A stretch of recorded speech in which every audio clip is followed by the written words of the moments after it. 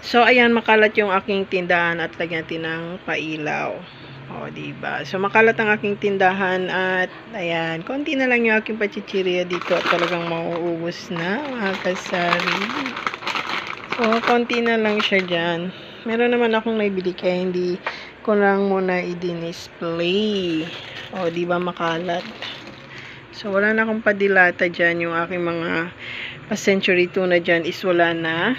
At, ayan. Makalat siya. Diba?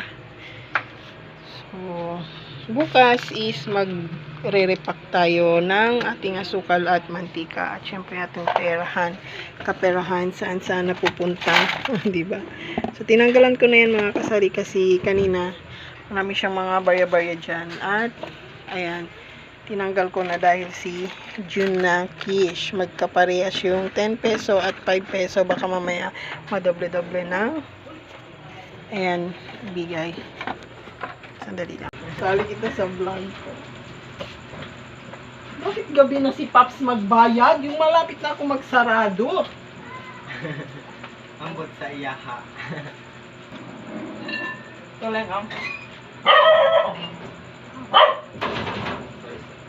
Sorry.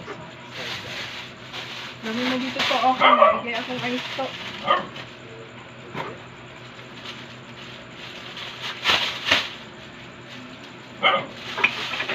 Okay na. Hinahanap mo talaga ako ng barya to. Okay na.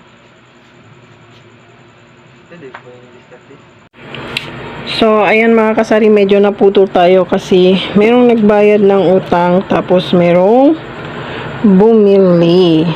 So, ito yung basahan ko pag ako'y nagpupupunas dito. Bukas ko na yan kukusutin uli para naman sa ganun is, panibagong kusot na naman ako.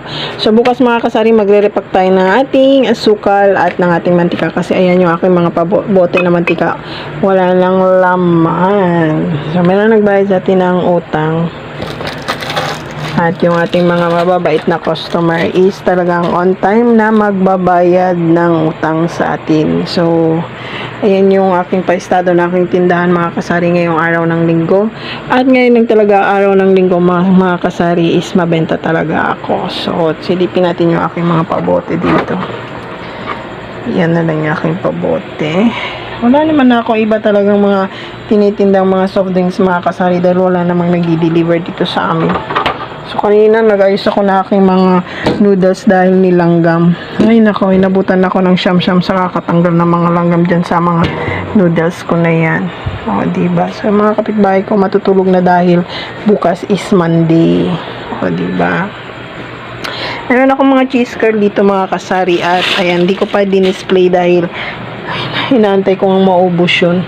Kasi pag i-display ko ito mga kasari, ito maubos na, yun matitira na naman. So, siya mga kasari, yan lang muna ang in-update ko sa inyo ngayong gabi ng Sunday. Good night!